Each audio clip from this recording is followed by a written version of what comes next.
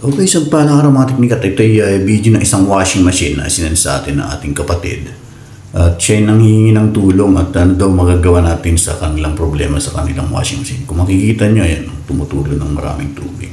Okay, so ito yung washing machine na sobrang tumutulo ng tubig simula dun sa drain. So hindi ko na siya ipa-power on once a din siya. Once a go. Hindi ko na siya ipa-power on kasi obvious na obvious yung kanyang problema dito sa may parting sa loob. So sana nahugot lang yung pinaka-hose ng drain. So yun titignan natin. Yan, bubuksan natin itong pinaka-back cover na yun. Technique, pagka bukas ng kanyang back cover, itong bumungad. So tama yung ating hinala. So praise God, at ito lang yung naging problema. Sana ito lang. Tapos sabi nga nung may-ari, may ingay pa daw. Maingay. Ewan ko kung paano nahugot. Siguro nga medyo hindi stable tong kan. Tingnan natin. Kasi kung malikot, pwedeng yun ang dahilan. Kaya nahugot. Kasi sabi nila maingay daw. So yun yung pinaka main problem siguro. Eto secondary na lang. So tingnan muna natin. Ibalik natin to. Tapos paikutin natin ang kan. Ayan, medyo maluwag na pati yung kanyang kan. So akala ko nga itong hose may napunit o ano, mabuti na lang ganito lang siya. So obserbahan natin, i-kuhan muna natin siya ngayon, paandarin natin yan, medyo maluwag na rin natin yung kanyang pinakalap. Yan, okay, so paandarin ko gamit ng spin muna.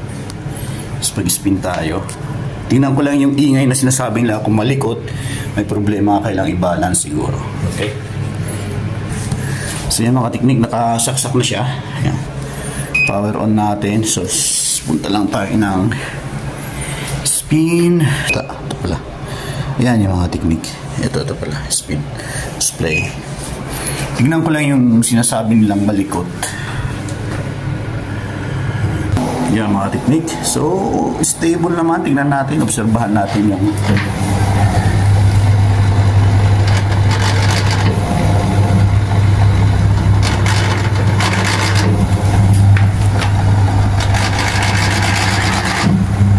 meron lang yung ingay na sa kayong gagaling.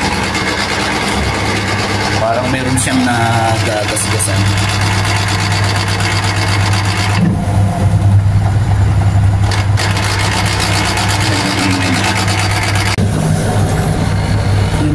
Pag-obserbahan ko yung ikot ng kanyang ayan, yung cooling ng motor, saka lumalabas yung ingay.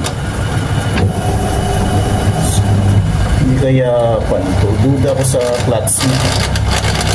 Hindi sa clutch niya. Yan, tumitigil siya pag nagre-reverse.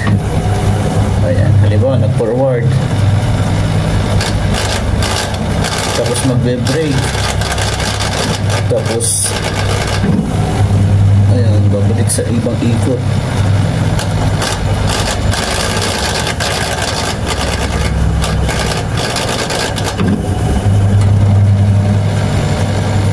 Bago siya mag-reverse, mag-ingay. Yan mga teknik, pinatay ko siya. Ayan. Tapos try ko lang ikutin manual kung kumakadyos ba yung kanyang belt, pero sa pagkakataong ito sumasama siya. Habang iniikot ko manually, sumasama siya. So parang may kaugnayan sa brake or clutch. So mahirap munang i-declare kung saan yung problema kasi okay naman siya. Yung ingay lang, hindi ko lang kasi kung sa brake system niya or sa clutch system, yung gear. Ayan yung gear niya. Pwedeng sa gear niya. Ito yung gear niya. Mga teknik. Kasi kung mayroong mga bunging gear, pwede rin yung dahilan. Ito kasi yung pinaka-clutch niya mga teknik. Ito yung pinaka-clutch niya. Yan. Ito yung clutch. Yan ang kumukontrol dun sa gear. Mga gear na yan. Mga teknik. So sa pagkakataong ito, hindi muna natin gagalawin yan kasi total nagagamit pa naman nila. Yan ang technique. Tsaka syempre hindi tayo nagpapacharge kaya hindi ko muna siya gagalawin. Okay, testing tayo mga technique. Kargahan natin ng tubig. Yan, saksak natin. Power on. Tapos mag-wash tayo. Kargahan lang natin ng tubig. Lagyan natin ng tubig. So wait lang. Yan lang. Tapos wash. Wash siya. Tapos play. Yan mga technique. Yan. Pumapasok ang tubig. Makikita nyo. So mga technique. Nag-wash na po siya. So, wala naman yung ingay kasi unang-una sa wash kasi hindi niya ina-activate yung clutch eh. So, ilagay ko yung ingay na yun related sa clutch tsaka yung sa gear. So, sa spin lang yun nangyayari. So, okay, since gumagana naman ang ating wash, mag-connect tayo. Mag-spin na tayo. Oops. Tayo ng spin. Yan, spin. Tapos, play. Tignan natin yung labas ng tubig. Yan. Dito na ang labas ng tubig. Wala na yung tubig. Yan. So, goods na tayo. Yun lang, dun sa spin, may problema. Konting issue lang yun. Ayaw ko munang pakialaman kasi sigurado kung papagalaw yun, palit malamang ng kanyon ng clutch tsaka gear. Kasi parang kumakabuse yung kanyang gear eh. Ayan. So, ayan. Hintayin lang natin siya mag-spin. Then, isarado na natin. Ayan na yung kanyang motor pump. So, isang dahilan kaya hindi ko muna i-check or papalitan yung ingay na yun. Pero, suspect ko yung gear na related dun sa clutch. Kasi ang pinaka main purpose kasi ng objective ng ating trabaho is makatipid. Ba't maaari? Ayaw ko munang mapagasto sila kasi andun yung problema sa gear na yun. Kasi kumakabuse kaya nagiging cause ng ingay. Since nagagamit pa nila, ayaw ko muna siyang galawin. Ang mahalaga magamit nila. So, yan. Hanggang dito lang muna tayo. Hintayin lang natin siyang umiikot para sa spin.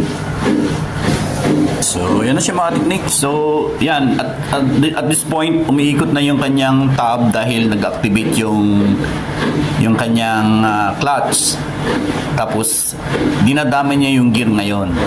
So, yung ingay na yon, base sa kanya, yung ingay na yan. Malabas lang yung ingay na yan pag nag-i-spin. During wash, wala. Kasi ano ba yung dito? Ano ba yung dito? Dahil dun sa gear na yun. Sa gear na yun. So, since gumagana naman, ayaw ko muna siyang baklasin. Muna natin siyang pag totally siguro na sira, saka na natin siya palitan or baklasin. Yung ingay na yan, gear yan eh. Okay, so hanggang dito lang tayo mga technique. Sarado ko na siya. Okay. So, thanks God at glory to God. Thank you Jesus sa karunungan at God. Nakakaayos tayo ng okay, power.